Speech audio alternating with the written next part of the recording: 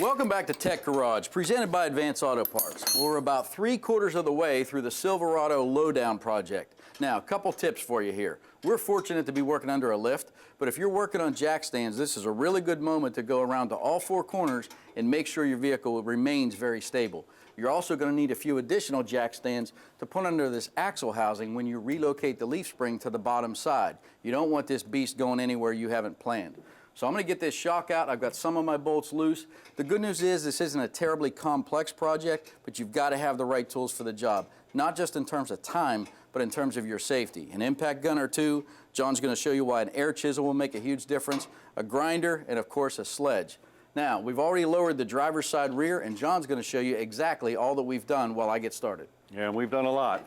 Start over here, you can see the actual leaf spring. The first thing we needed to do with the rough country drop kit is we needed to take the leaf spring from the top of the axle and remove it down to the bottom. So we took the whole leaf spring out and did that. In order to relocate it, we had this bracket that they sent us, and what this bracket actually does, it actually moves the leaf spring up higher on the frame. This way the truck body actually is going to sit lower. We also needed to take these extensions on our U-bolts and put them down here on the bottom. Once we had that all in place, well, Airlift sent us an air slam. Why? Well, because we dropped it, really, it's not good for towing anymore. They solved that problem. We went ahead and remanufactured a bracket right here, put this airlift system in here, so now we can tow as well. What do the shocks and the springs do? Well, the shocks and the springs work together in conjunction. The springs themselves, see, they control the vehicle's ride height. My leaf spring here controls the ride height. You may have a coil spring. If you have a coil spring, the higher the coil spring, the higher the ride height. The smaller the coil spring, the lower the ride height. My shocks, on the other hand, they control spring oscillations. So you can look inside of here, and this is a good cutaway of a shock absorber. What happens if you have some hydraulic fluid right here, and then this is a gas shock, so I have gas down here. So what's going to happen is it's going to keep a cushion there to keep it from getting aerated, and that's what gives you that nice ride and keeps those tires on the road. The really cool part here is you can see if I hold these two up, the rough country versus the stock one, there's our 4-inch lift right there. And this is really important because you may lift a truck or drop it, and you want that shock to ride right where it needs to ride inside of there to get the optimum performance. Brian, looks like you need a hand. I sure could use one. This leaf spring's ready to get relocated and come down to the lower side. My front mount's loose. I just need to give it a little encouragement when you're ready. Let me get this bolt out over here.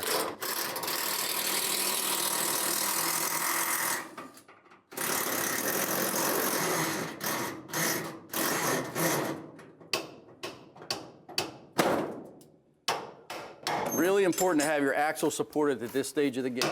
All right, put the axle down a little bit so we can get it. Hold on, let's take the axle down a little bit here. Should come right out of there. Off. Yep. We'll lower that and get that tension right out of there. Just little make sure. Encouragement. Okay, There you go. I'm loose. Now make sure you check your lines. You don't want any lines taut, any of your brake lines or emergency brake cable. There you go. Okay, I got the block. All right. If you want to go up, Yep. I'll try to cross over. Over top of that drum. There we go. Once you're clear. Come on down. All right, look at that. Set it right here. Well done.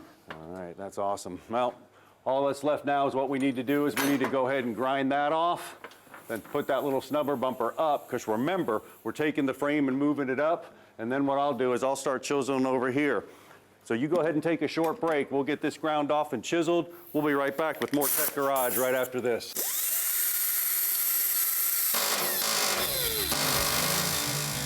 Here's a Tech Garage pop quiz. Which vehicles would most likely incorporate a leaf spring suspension? A. Front-wheel drive vehicles with non-independent rear suspension. B. Rear-wheel drive vehicles with independent rear suspension.